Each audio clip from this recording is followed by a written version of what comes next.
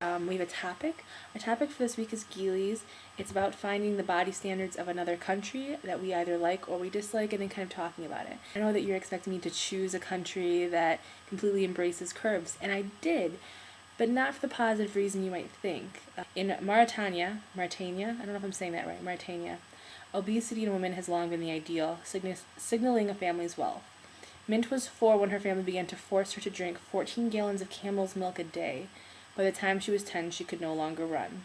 My mother thinks she made me beautiful, but she made me sick, says Mint, who has diabetes and heart disease. I tend to think in life that too much of one thing is always bad and moderation is ideal.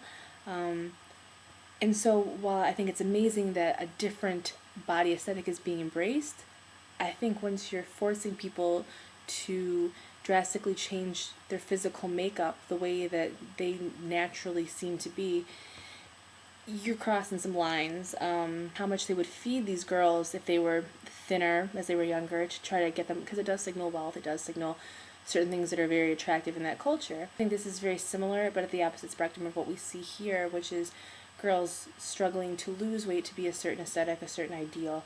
You have women there struggling to gain weight to get as big as possible, the bigger the better. And similar to here, I think that priorities are completely skewed. I think the main priority should be health, not necessarily what size you fit into, how big, how small. It should be health. And I know that people disagree with me on this and say, no, you can never be healthy being bigger. But you also cannot be healthy being too skinny. I think that you just have to find moderation. You just have to find a balance for you. There are plenty of people who are a size 12, a size 14, and are healthier than people that are size 2, and there are people that are size 2 that are healthier than people that are 12 or 14. You can't make generalizations. It's too dangerous to say those kinds of things. I mean, obviously, when you do carry a little more weight and you aren't as active, you run the risk of diabetes, you run the risk of heart disease, you run the risk of a lot of things, but being underweight, you also risk a lot of things. You know, I currently live in Detroit right now, and it's very interesting to me. I grew up in a small boating town about half an hour away from Detroit, and as far as plus size stores or embracing any kind of body shape that's outside of the norm, it's very limited there, especially what you can find as far as, you know, sizes.